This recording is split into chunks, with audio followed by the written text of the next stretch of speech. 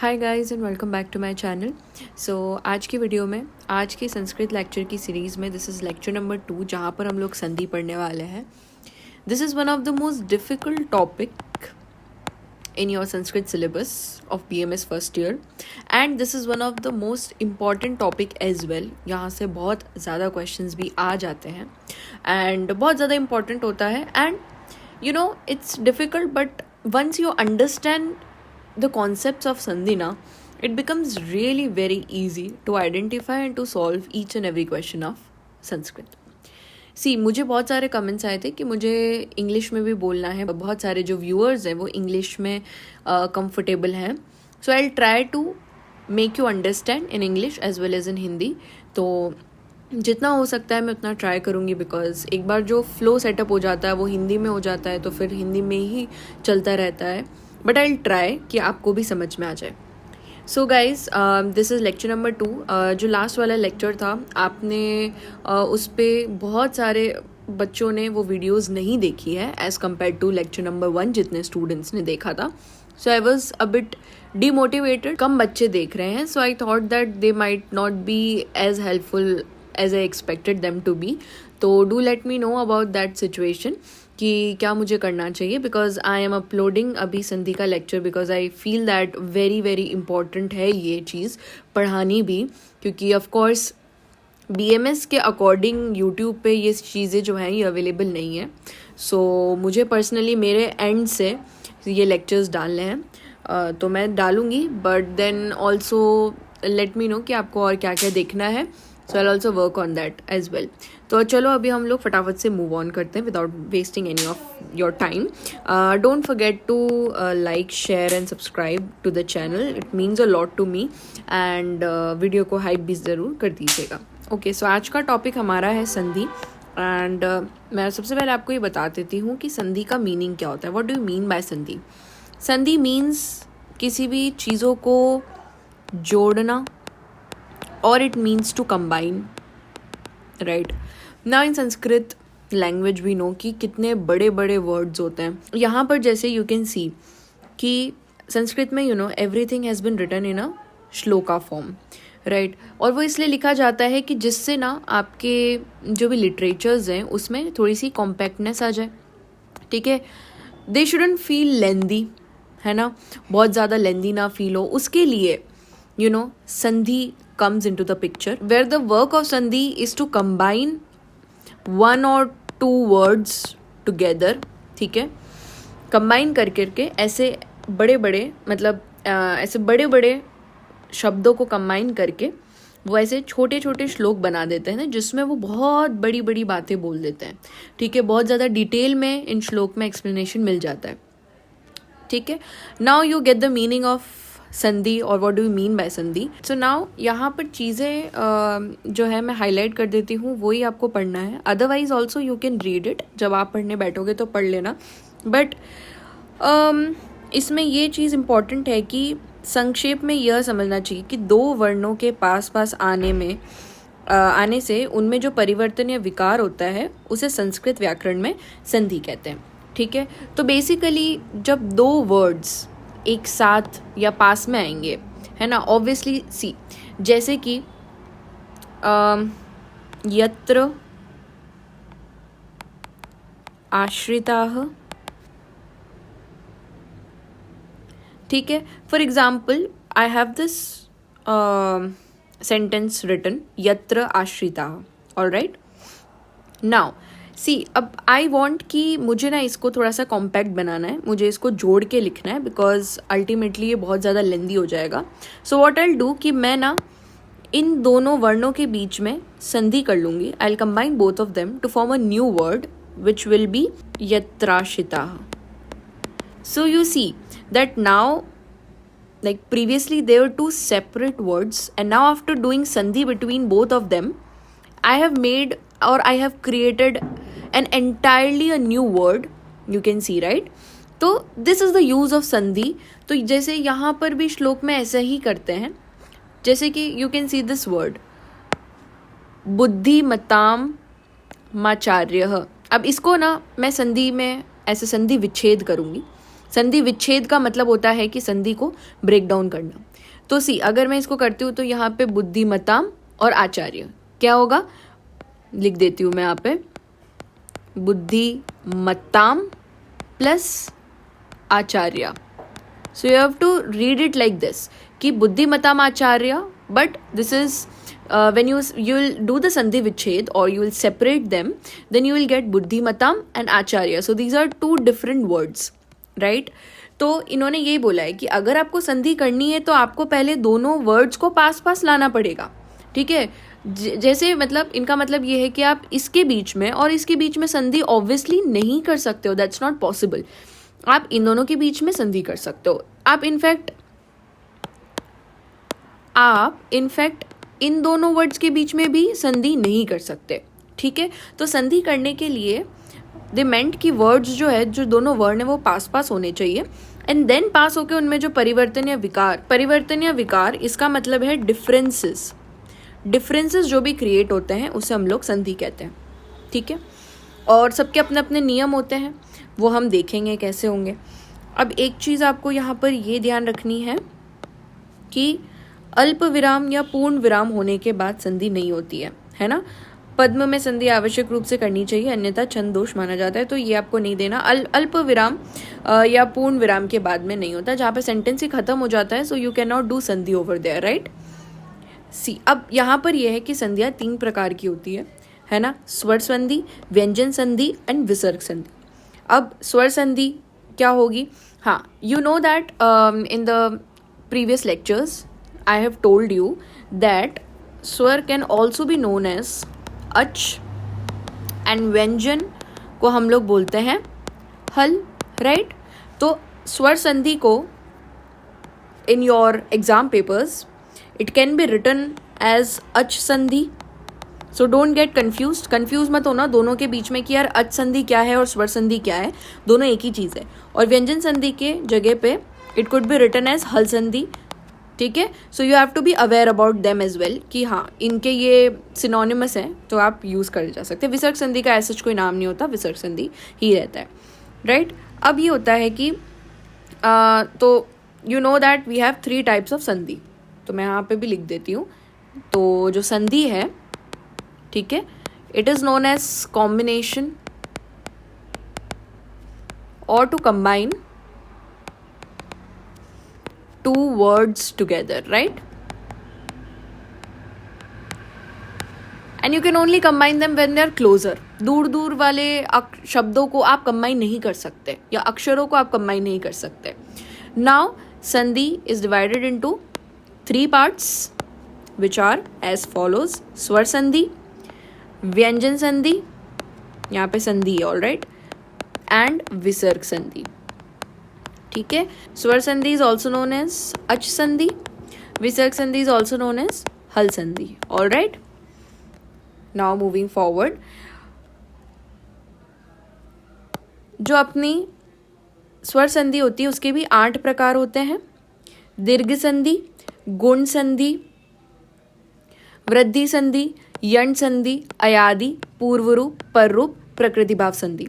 So in this lecture I'll try to cover all of your स्वर संधि, which is a bit difficult task. मुझे लगता है कि थोड़ा डिफिकल्ट होगा ये करना, बट I'll try कि एटलीस्ट कवर कर लूँ। I don't want कि लेक्चर जो है वो 30 मिनट से ज़्यादा एक्सीड करे, मुझे वो पसंद नहीं आती चीज़ें, और I want to keep the lecture short and simple। तो अभी फटाफट से स्टार्ट करते हैं, हम यहाँ पर ये सब पढ़ने वाले हैं। मेरी ये एडवाइस रहेगी आप लोगों के लिए कि ये जो सूत्र है ना, यहाँ पर ये सारे सूत्र हैं, ये आपको याद कर लेने हैं, एंड बहुत ज़्यादा हेल्प हो जाएगी अगर आप ये याद कर लोगे तो, ठीक है। एंड आई होप दैट जो मैंने पहले टास्क दिया था आपने वो सब याद कर लिए होंगे। And my homework for your next lecture, before your next lecture, is to learn these sutras as well, ठीक है। Now moving on to our दीर्घ संधि। तो देखो दीर्घ संधि में क्या है कि सूत्र सबसे पहले तो होता है अकह सवर्णे दीर्घः। अभी सूत्रों को एक्सप्लेन नहीं करूंगी मैं, I will first explain you the basics and then will do the retrogressive type of reading, कि पहले हम लोग यहाँ पर बेसिक्स समझेंगे एंड देन हम लोग सूत्रों को समझेंगे। अर्थात अक प्रत्याहार के बाद उसका स्वर्ण बिल्कुल वैसा ही आए तो दोनों मिलकर दीर्घ हो जाते हैं। मैं आपको थोड़े से ऐसे नोट्स बनवा देती हूँ। एक्चुअली मेरे जो नोट्स है जिनसे मैंने पढ़ाई करी थी उन्हीं नोट्स के थ्रू मैं आपको पढ़ा देती हूँ, ठीक है। सो सबसे पहले हम लोग पढ़ रहे हैं दीर्घ संधि। हम लोग चैप्टर की और जो बुक की जो रीडिंग है ना वो बाद में कर लेंगे आराम से, वो तो आप भी कर सकते हो, but it is important firstly कि आपको जो चीज़ें हैं your concept should get clear, right. दीर्घ संधि की हम लोग बात कर रहे हैं। अभी हमने पढ़ा, अभी हम लोग पढ़ रहे हैं स्वर संधि, जिसके कितने भेद होते हैं, उसके 8 टाइप्स होते हैं, और 8 टाइप्स में से पहला टाइप है आपका दीर्घ संधि, ठीक है। चलो अब दीर्घ संधि क्या होती है तो मैं आपको सिंपल सा बता देती हूँ। जैसे देखो मैं यहाँ पे लिख रही हूँ अ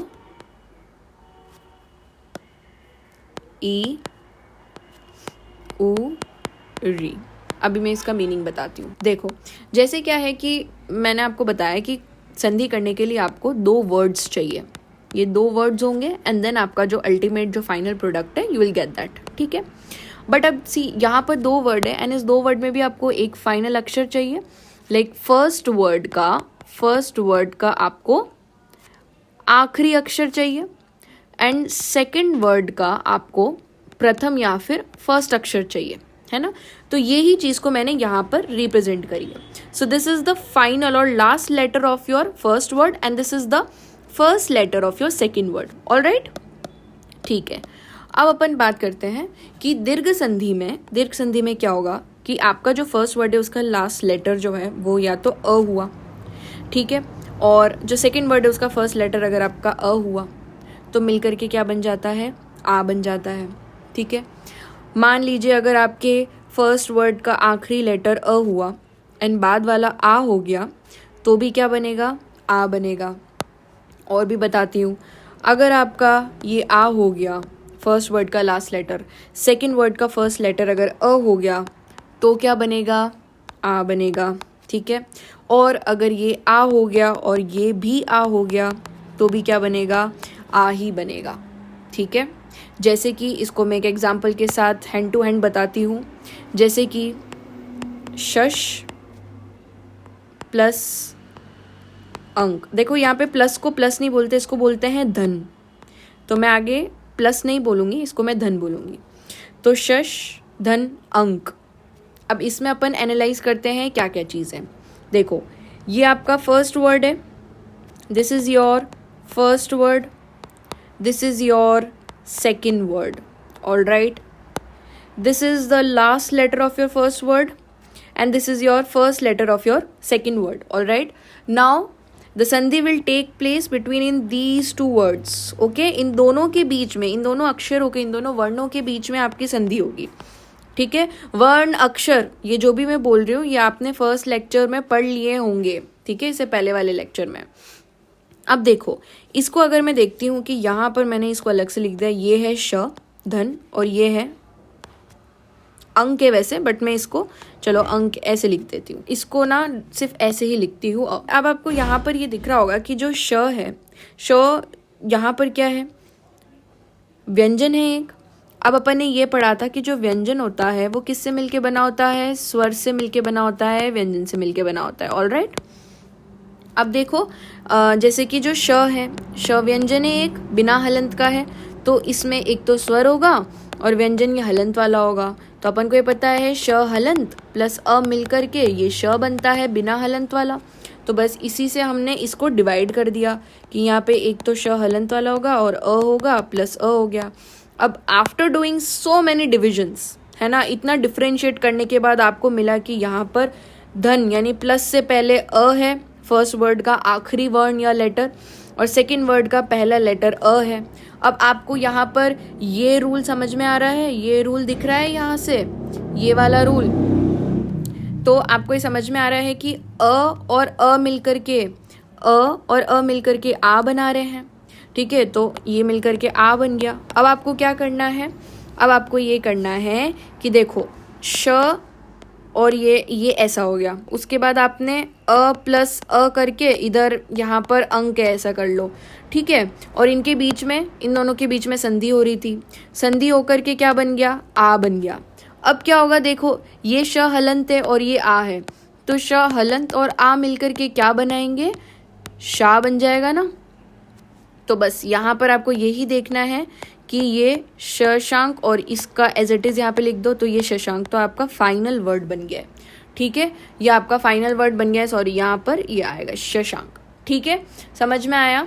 तो फिर से लिख के बताती हूँ कि अपने पास था शश धन अंक, अपने को ये पता चला कि श व्यंजन है, व्यंजन मतलब कि श हलंत प्लस अ से मिलके बना होगा, तो फाइनल लेटर अपना अ हो गया, तो यहाँ पे आ गया अ, प्लस ये ऑलरेडी अ है, अ और अ मिलकर के क्या बनाते हैं, आ बनाते हैं। अब ये जो आ है ये श हलंत के साथ मिलकर के, श हलंत के साथ आ मिलकर के क्या बना देगा, शा बना देगा। तो बचा क्या, शशांक, ऐसे लिख देंगे हम उसे फाइनल। तो ये अपनी हो गई संधि, करेक्ट। और भी एक और इजी देखो मैं बताती हूँ आपको, इसको मैं आपको एज इट इज़ भेज दूंगी ग्रुप में। नेक्स्ट एग्जाम्पल मैं लेती हूँ हिम धन आलय। देखो सेम सिचुएशन बन रही है यहाँ पर, जो म है यहाँ पर जो म लिखा हुआ है, म को ऐसे लिख सकती हूँ मैं, म हलंत प्लस अ, है ना, तो मैंने इसको ऐसे ही लिख दिया यहाँ पर। तो इससे मेरे को क्या मिला, इससे मेरे को अ मिल गया, और यहाँ से मेरे को क्या मिल रहा है, यहाँ से मेरे को आ मिल रहा है। अब नाउ आप लोग देखो पहले का यहाँ पे देख सकते हो कौन सा रूल एप्लीकेबल है यहाँ पर, ये अ है, ये आ है, मिलकर के क्या बना, आ बना, ठीक है। सेम चीज़ हम यहाँ पे करेंगे, ये अ है, ये आ है, मिलकर के क्या बना, आ बना, समझ में आया। तो अब ये जो आ है ये किसके साथ जुड़ेगा, म हलंत के साथ जुड़ेगा, तो आ और म हलंत जुड़ करके क्या बना देंगे, माँ। तो बस आपको क्या लिखना है यहाँ पे, हिमालय, समझ में आया, ठीक है। तो इसको अपन ऐसे लिखेंगे, हिम प्लस आलय, दैट इज हिमालय, ठीक है, गॉट इट। अब देखो ये ही सिर्फ रूल्स नहीं है दीर्घ संधि के, ये तो मैंने एक रूल बताया आपको, ठीक है, और भी रूल्स है जो मैं बताती हूँ। और रूल्स क्या है, एक तो ये हो गया कि अ प्लस अ मिलकर के आ बना, अ प्लस आ मिलकर के भी आ बना, आ प्लस अ मिलकर के भी आ बना, आ प्लस आ मिलकर के भी आ बना। ये तो हो गए अकार वाले शब्द। अब मैं आ जाती हूँ इकार वाले। अब देखो ई प्लस, अब देखो यहाँ पर ये हो सकता है, हाँ चलो मैं आपको लॉन्गर फॉर्म में बता देती हूँ। ई प्लस ई मिलकर के भी बड़ी ई बनेगा, छोटी ई प्लस बड़ी ई मिलकर के भी बड़ी ई बनेगा, बड़ी ई प्लस छोटी ई मिलकर के भी बड़ी ई बनेगा, और बड़ी ई प्लस बड़ी ई मिलकर के भी बड़ी ई बनेगा। समझ में आया, ठीक है। ये आपको समझ में आया कि जो दीर्घ होता है ना, जो दीर्घ है, दीर्घ का मतलब, what do you mean bye दीर्घ, दीर्घ का मतलब होना बड़ा, दीर्घ का मतलब होता है बड़ा, ठीक है। तो आप देखो सब छोटे छोटे मिलकर के बड़ा बना रहे हैं, या बड़े बड़े मिलकर के भी बड़ा ही बना रहे हैं, इसलिए इसको दीर्घ संधि बोलते हैं, ठीक है। और यू कैन ऑल्सो एनालाइज और you can also see here that I am dealing with स्वर ओनली। आपको यहाँ पे कहीं पे भी व्यंजन नहीं दिख रहा होगा, ठीक है, व्यंजन जो है उनको यहाँ पर यूज ही नहीं किया जा रहा है, समझ में आ रहा है आपको, इसलिए ये स्वर के भेद है। आप जब व्यंजन संधि पढ़ोगे तो अपन पढ़ेंगे कि वहां पर व्यंजनों के बीच में संधि हो रही है, यहाँ पर उनके बीच में नहीं हो रही, यहाँ पे स्वरों के बीच में संधि हो रही है, इसलिए स्वर संधि का भेद है दीर्घ संधि। दीर्घ का मतलब होता है बड़ा करना। अब अगर मैं यहाँ पे और भी बता देती हूँ कि ऊ प्लस ऊ, दोनों छोटे ऊ मिलकर के बड़ा ऊ बनेगा, छोटा ऊ और बड़ा ऊ मिलकर के भी बड़ा ऊ बनेगा, बड़ा ऊ और छोटा ऊ मिलकर के भी बड़ा ऊ बनेगा, बड़ा ऊ मिलकर के भी बड़ा ऊ बनेगा। वैसे ही ये ऋषि वाले के साथ भी ऐसा ही होने वाला है, ठीक है। मैं इसको थोड़े से शॉर्ट फॉर्म में लिख रही हूँ, ठीक है, ये अल्टीमेटली बड़ा ही बनेगा, ठीक है। चलो एक और एग्जाम्पल बनता है, उससे आपको और अच्छे से समझ में आएगा। जैसे कि हरि धन इश। अब देखो इसको कैसे बनाएंगे, इसके बीच में संधि कैसे करेंगे। So let's just break it down. First of all यहाँ पर री है, री कैसे बनता है, र हलंत और ई से मिलके बना है, सॉरी ई यहाँ पे छोटा है, ई से मिलकर के बना है, और ये ई तो आपको एज इट इज ई दिख रहा है। नाउ वी कैन डू संधि बिटवीन दीज टू वर्ड्स और दीज टू अक्षर, इन दोनों के बीच की संधि होगी, ठीक है। संधि क्या होगी, we can see the rule here that छोटी ई और छोटी ई मिलकर के बड़ी ई बनते हैं, तो यहाँ पे सिंपल सा अपन ने इसको बड़ी ई बना दिया। अब नाउ दिस बड़ी ई विल कंबाइन विथ र हलंत, तो ये जो र हलंत है ये बड़ी ई के साथ कंबाइन होके इट विल फॉर्म री। ठीक है, now ultimately we can write the answer कि ये हो जाएगा हरीश। ठीक है, समझ में आया? तो इसको आप इवेंचुअली ऐसा लिख सकते हो, हरी देन इश मिल करके हरीश बना देते हैं। ठीक है, दैट वाज योर दीर्घ संधि। आई होप आपको समझ में आया होगा। I have few more examples through which I can make you understand even better. Let me take few of them and मैं आपको समझा देती हूँ। जैसे कि नेक्स्ट एग्जाम्पल अपन लेते हैं यहाँ पर, थोड़ा इजी एग्जाम्पल लेती हूँ मैं, तथा धन अपि। Now first of all we are gonna dissect it. Dissect word सबसे अच्छा रहेगा, आप उससे बहुत रिलेट भी कर पाएंगे। सबसे पहले इसको डाइसेक्ट करेंगे। जो था है उसको कैसे लिख सकते हो आप, थ हलंत आ करके लिख सकते हो, और ये अ तो एज इट इज आ गया। नाउ संधि किन दोनों अक्षरों के बीच में करोगे, इन दोनों अक्षरों के बीच में करोगे। Now you know the rule कि बिकॉज रूल पढ़ा था अपन ने, आ प्लस अ मिलकर के क्या बनता है, आ बनता है। बिल्कुल मैथमेटिक्स टाइप है। तो यहाँ से क्या बना दोगे, आ बना दोगे। नाउ थ हलंत ना will get fuse to form था। ठीक है, तो फिर क्या बन जाएगा, ये तथा धन अपि मिलकर के क्या बना, तथापि। ऑलराइट, ये हो गया आपका। नेक्स्ट एग्जाम्पल, एक और एग्जाम्पल बताती हूँ, अच्छा एग्जाम्पल है। फोर्थ एग्जाम्पल है यहाँ पर, पूर्व धन अर्ध। अब देखो, again our work is to dissect everything, alright, to make it easier. तो ये जो पूर्व का ये लिखा है ना, इसको कैसे लिखोगे आप? देखो, आपको ये पता है ना कि ये जो ऊपर जो ऐसा आर्क है ना, ये ऊपर चढ़ता कब है, ये कब चढ़ता है, जब आपके पास र हलंत होता है ना, और जब पीछे कोई अक्षर आता है, पीछे कोई व्यंजन आता है, तो ये ऐसे ऊपर चढ़ जाता है। समझ में आया आपको? ऐसा नहीं होगा कि व के पीछे र लिखा है ना तो ये ऊपर नहीं चढ़ेगा फिर, है ना। अगर र हलंत है तो फिर ऊपर नहीं चढ़ता, ये नीचे आ जाता है। लेकिन जब ऐसी वाली सिचुएशन होती है तो ऊपर चढ़ेगा। लेकिन अपन जो डाइसेक्ट कर रहे हैं, अपने को तो फर्स्ट वर्ड है उसका अपने को अंतिम अक्षर ढूंढना है, अंतिम अक्षर चाहिए। तो र तो पहले आ गया, तो इसको डाइसेक्ट करने पे यहाँ पर व हलंत आएगा और बाद में अ आएगा, एंड इसका तो एज इट इज अ आएगा। थोड़ा नीचे कर देती हूँ इसको, इसका तो एज इट इज अ आएगा। नाउ संधि किन दोनों के बीच में होगी, इन दोनों के बीच में संधि होगी, क्या बनेगा, आ बनेगा, राइट। तो क्या हो जाएगा, ये व हलंत। अब क्या होगा, व हलंत और आ मिलकर के क्या बन जाएंगे, वा बन जाएंगे। अब देखो, ये जो र पहले है इसको फिर से लाते हैं, र तो पहले रहेगा और ये वा है, ये क्या बन जाएगा, ये कुछ ऐसा बन जाएगा। तो अब आपको समझ में आया कि ये जो पू है ये तो ऐसा कैसे रहेगा, पीछे का अ तो आपने यूज़ कर लिया और ये अर्ध मतलब बात का ये बचा है। तो आप सबको एक साथ ले लो, इसका पू लिख दो यहाँ पे, ये वाला यहाँ पे लिख दो, और ये जो है ऐसे लिख दो। तो ये आपका क्या बन गया, पूर्वार्ध बन गया। ठीक है, तो कैसे लिखोगे, पूर्व धन अर्ध मिलकर के बनता है पूर्वार्ध। Alright, this is your another example. ठीक है, देखो और भी एग्जाम्पल्स हैं, डू लेट मी नो अगर आपको जैसे भी चाहिए। और भी बहुत सारे एग्जाम्पल्स हैं मेरे पास, हजारों एग्जाम्पल्स है, we can practice through them as well. But अभी क्योंकि टाइम लिमिट होने के कारण हम लोग नेक्स्ट संधि पे मूव ऑन करते हैं, दैट इज अपनी गुण संधि। ठीक है, नेक्स्ट संधि जो आती है अपने पास नंबर 2 इज गुण संधि।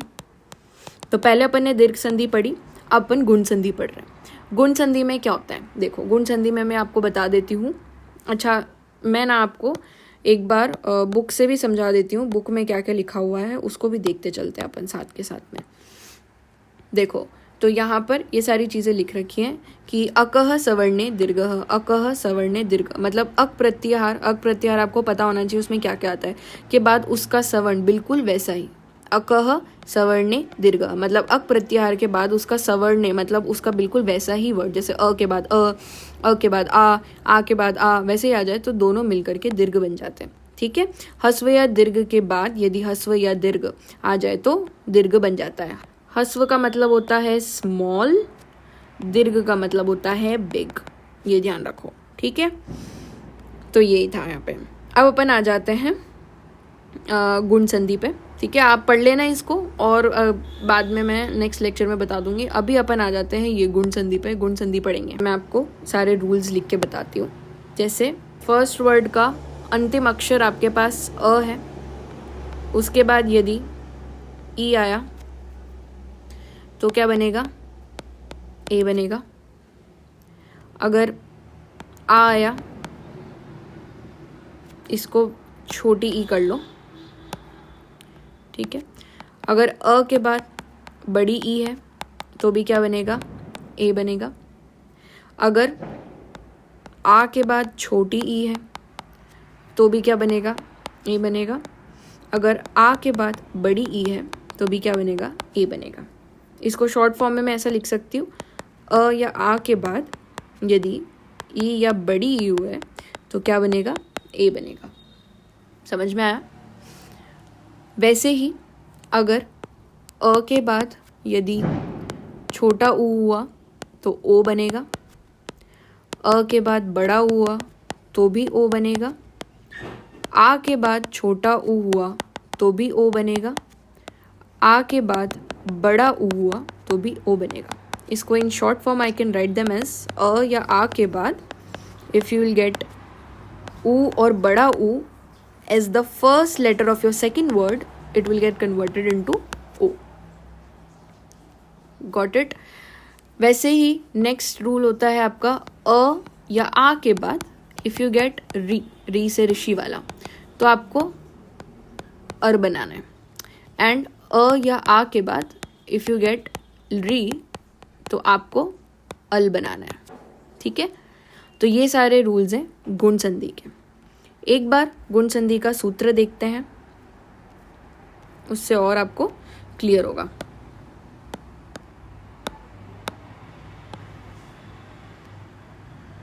गुण संधि का सूत्र क्या है, आद गुणः। क्या बोलते हैं कि अ या आ के बाद ई आई है तो ए बनेगा, ओ बनेगा, अर बनेगा और अल बनेगा। ये मैंने अभी एक्सप्लेन किया है। ये ही आपकी गुण संधि है। इसका सूत्र आद गुणः याद होना चाहिए, ठीक है।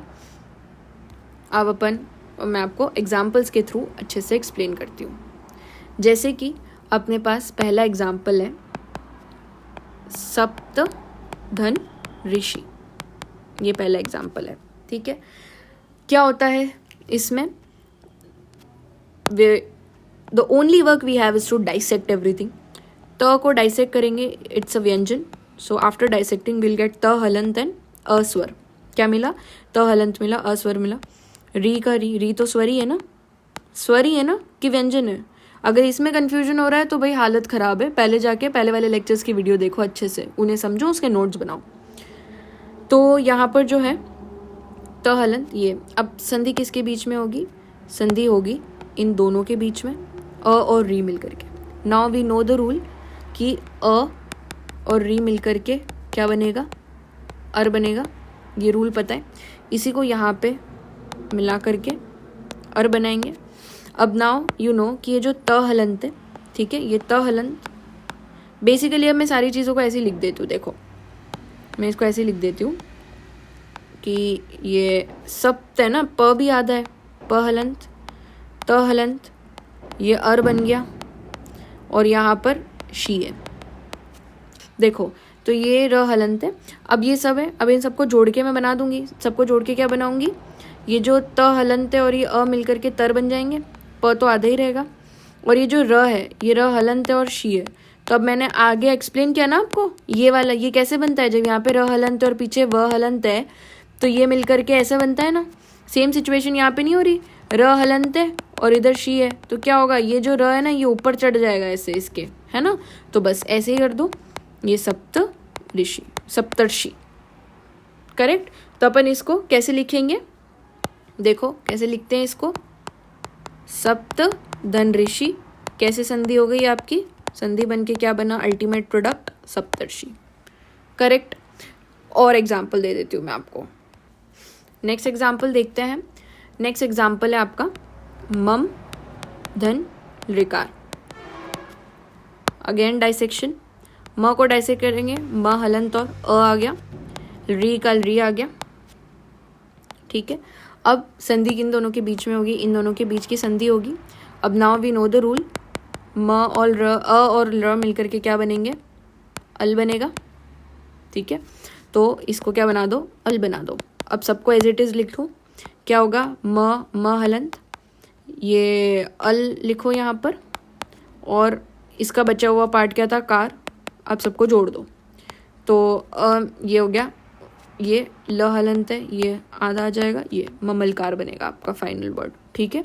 तो संधि क्या हो गई, मम रिकार मिलकर के क्या बनाते हैं,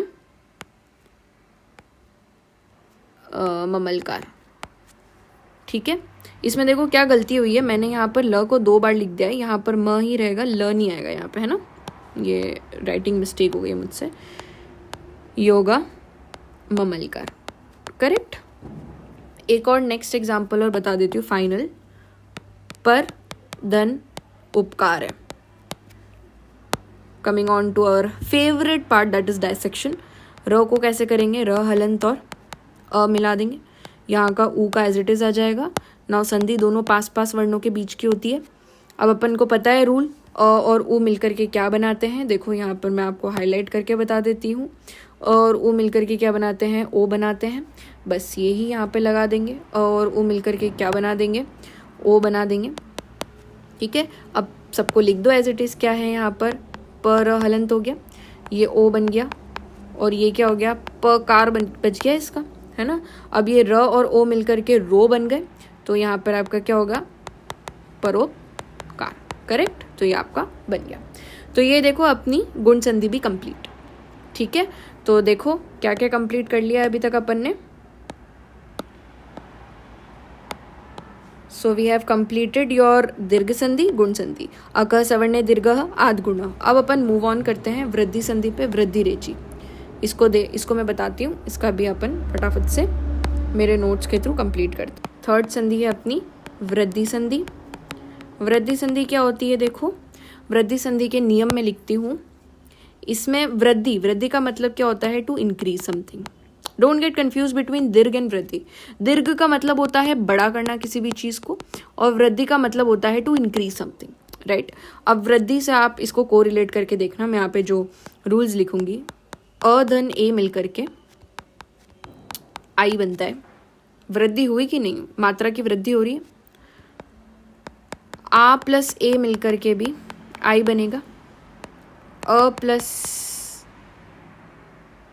आई मिलकर के आई बनेगा, आ प्लस आई मिलकर के भी आई ही बनेगा, अ प्लस ओ मिलकर के आऊ बनेगा, अ प्लस आऊ मिलकर के भी आऊ ही बनेगा, आ धन आऊ मिलकर के भी आऊ बनेगा, और आ धन ओ मिलकर के भी आऊ ही बनेगा। ये हो गई आपकी वृद्धि संधि, ठीक है। गुण संधि में क्या हो रहा था, गुण संधि में आपके अकार और इकार मिलकर के कुछ बन रहे थे। जैसे देखो यहाँ पर क्या हुआ, आपका अ के साथ ई वाला आया, अ के साथ ऊ वाला आया, री आया और री आया। ई का क्या बन रहा था, ई का ए बन रहा था, ऊ आया तो ओ बन रहा था, री आया तो अर, और री आया तो अल बन रहा था। वृद्धि संधि में क्या हो रहा है, आगे तो सेम ही है अ, ठीक है। स्वर में देखो मोस्टली सब में आगे अ आ रहा है, पीछे इसमें ए आ रहा है, तो क्या बन रहा है, आई बन रहा है। पीछे अगर इसमें ओ आ रहा है तो क्या बन रहा है, आउ बन रहा है, ठीक है। दीर्घ में क्या हो रहा था, दीर्घ में बिल्कुल सेम आ रहे थे। दीर्घ में क्या आ रहा था, सवर्णे वर्ड यूज किया था ना। सवर्णे का मतलब क्या है, सेम होने चाहिए आगे पीछे, ठीक है, on both side, same on both sides. यहाँ पे डिफरेंट हो गए। गुण में आपने देखा, गुण में क्या हो रहा था, गुण में ई आ रहा था, है ना। गुण में क्या आ रहा था, ई आ रहा था, ई का ए बन रहा था। अगर ऊ आया तो ऊ का ओ बन रहा था, री आया तो उसका अर बन रहा था, री आया तो उसका अल बन रहा था। वृद्धि संधि में क्या हो रहा है, वृद्धि संधि में ए आया तो आई बन रहा है, ओ आया तो आउ बन रहा है। समझ में आया। फटाफट से एग्जाम्पल बताती हूँ। इसमें पहला एग्जाम्पल है तव धन एति। डाइसेक्ट करेंगे। वह क्या हो जाएगा, वह हलंत और अ, यहाँ पर ए को एज इट इज। अब देखो किसके बीच में संधि करेंगे, अ और ए मिलकर के क्या बना रहे हैं, आई बना रहे हैं। ठीक है, तो अब देखो एज इट इज चीजों को फिर से लिखेंगे अपन यहाँ पर। तब ऐसे हलंत, ये आई का यहाँ पर, और एती में से ए तो यूज कर लिया था, ती बचा। अब इसको कैसे लिखेंगे, तब एती। समझ में आया। नेक्स्ट एग्जाम्पल है उप धन औषधि। डाइसेक्ट करेंगे, प को प हलंत और अ लिखेंगे, अ को एज इट इज लाएंगे, ओ को एज इट इज लाएंगे, इन दोनों के बीच में होगी संधि, अ और ओ मिलकर के क्या बनता है, आउ बनता है। अब इनको लिख देंगे, उप हलंत, यहाँ पे आउ लिखेंगे, और औषधि में से क्षति लिखेंगे, औषधि में से क्षति लिखेंगे, और ये मिलकर के क्या बनेगा, उपौषधि। समझ में आया, ये अपना फाइनल वर्ड हो गया।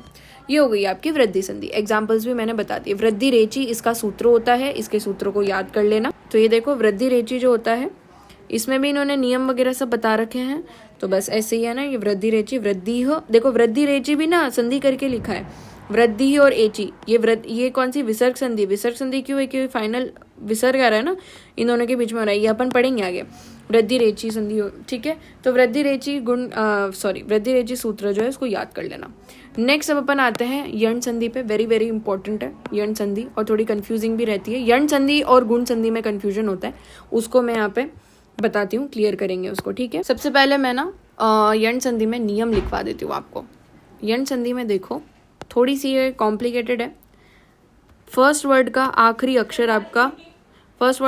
अक्षर आपका अगर ई हुआ और बाद में असमान स्वर है,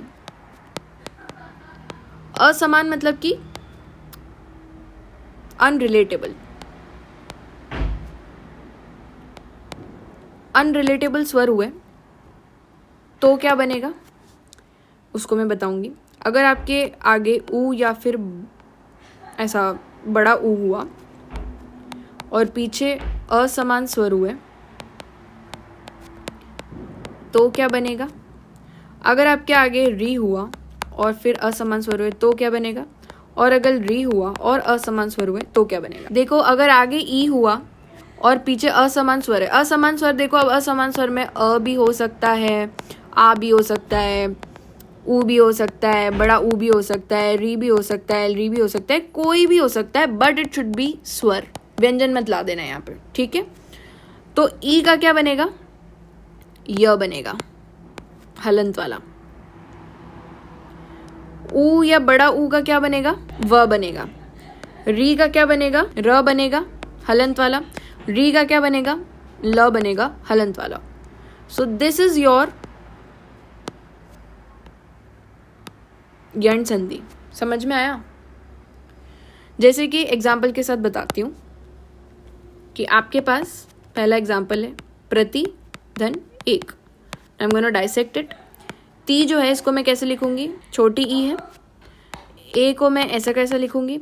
अब संधि इन दोनों के बीच में होगी, है ना। अब ई और ए मिलकर के असमान स्वर है ना, असमान स्वर में हाँ ए भी आ सकता है, आई भी आ सकता है, ये सब असमान स्वर में आ सकते हैं। तो ई और ए मिलकर के क्या बनेगा, देखो ई का क्या बनता है। अब सेकेंड वर्ड के फर्स्ट लेटर पे डिपेंड नहीं रहता है ये संधि, आपको सिर्फ देखना है कि फर्स्ट वर्ड का अंतिम अक्षर क्या है। अगर ई है और बाद में कोई भी असमान स्वर है, कोई भी अनरिलेटेबल स्वर है, तो यह ही बनेगा। ठीक है, तो यहाँ पे यह बना दो हलंत वाला। देखो ई और ए मिलकर के क्या बनता है, यह बनता है, तो ये अल्टीमेटली आपका वर्ड क्या बन जाएगा, प्रत्येक। ठीक है, जैसे कि मैं आपको नेक्स्ट एग्जाम्पल से और बताती हूँ, उससे और ज़्यादा क्लियर होगा। दूसरा एग्जाम्पल है सुधि धन उपास्य। अब देखो इसमें क्या है, द और इसको मैं ऐसे लिख सकती हूँ, सु ध और यहाँ पर ई प्लस इसको मैं ये उपास्य एज इट इज लिखूंगी। अब इन दोनों के बीच में संधि हुई, ई और ऊ मिलकर के क्या बनाते हैं, यह बना दे इन्होंने। ठीक है, और आगे ये है और पीछे पास से है, अब दोनों मिलकर के क्या बना देंगे, देखो दोनों मिलकर के क्या बना देंगे, दोनों मिलकर के बनाएंगे अपना शुद्धोपास्य। ठीक है, ये ऐसी होती है आपकी। देखो मैं बुक से बताती हूँ आपको और अच्छे से समझ में आएगा।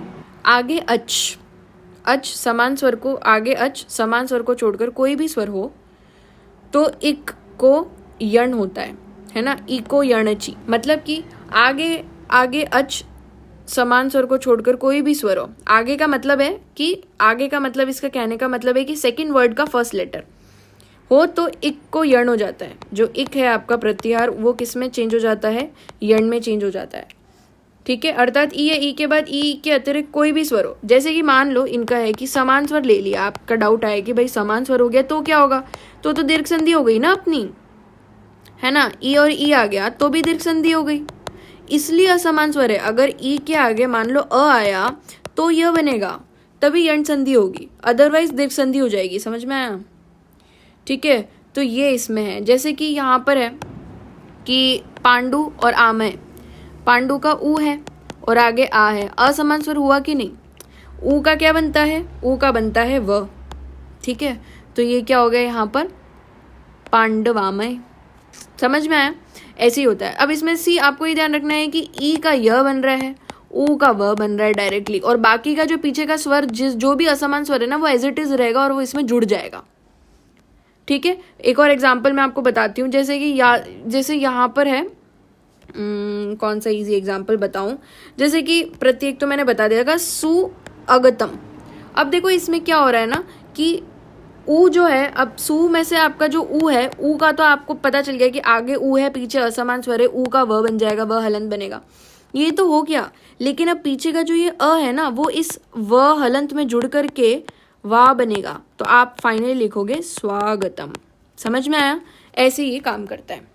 जैसे कि पित्रोर आज्ञा, अब ये त्र है, मतलब कि क्या है इसका मतलब, री है ना, ये जो त्र है इसका मतलब है त और ये र है ना, तो ये क्या हो गया, मतलब त्र और ये री है, इसको अपन ऐसे लिखते हैं, है ना। तो इसका क्या हो गया कि यहाँ पर री आपका स्वर आ गया और इसके पीछे क्या हो गया, असमान स्वर हो गया ना, असमान स्वर क्या है, आ आया, तो री का अपन को पता है डायरेक्टली क्या हो जाता है, र, और र का ये आ हो गया और ये पितृज्ञा हो जाएगा आपका। समझ में आया?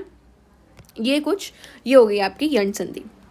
सो गाइज आई होप आपको ये लेक्चर समझ में आया होगा। ठीक है, एंड आज के लेक्चर में हम सिर्फ यण संधि तक ही कर पाए हैं और यण संधि तक ही करेंगे, बिकॉज ऑलरेडी बहुत बड़ा लेक्चर हो चुका है। इसके बाद में अपनी अयादि संधि, पूर्व रूप, पर रूप वगैरह बाकी है, वो मैं आपको नेक्स्ट लेक्चर में करा दूंगी, नेक्स्ट लेक्चर में करेंगे। और ये जो संधि है ना, इनके मोर एग्जाम्पल्स की प्रैक्टिस और करेंगे, सो दैट आपका और क्लियर हो जाएगा अच्छे से। ठीक है, so thank you so much for watching this video guys, it means a lot to me. और अगर आपने लाइक शेयर सब्सक्राइब अभी तक नहीं किया है then please do, and videos को एंड तक देखा करो, सो दैट आपको बिल्कुल कॉन्सेप्ट क्लैरिटी हो जाएगी। ये मेरी गारंटी है कि अगर आपने इस वीडियो को 100% देखा है, फुल कॉन्सेंट्रेशन के साथ देखा है और आप साथ के साथ नोट्स बनाते जा रहे हो, पहले की चीज़ों को रिवाइज करते जा रहे हो, मुझे शुरुआत से फॉलो कर रहे हो ना, तो आपको कोई दिक्कत नहीं आने वाली है। ठीक है, आपका 100% मार्क्स आ जाएंगे, संस्कृत में कोई दिक्कत की बात नहीं है, आप आराम से पास तो ऐसे आराम से हो जाओगे। ठीक है, so thank you so much for watching, take care, bye guys.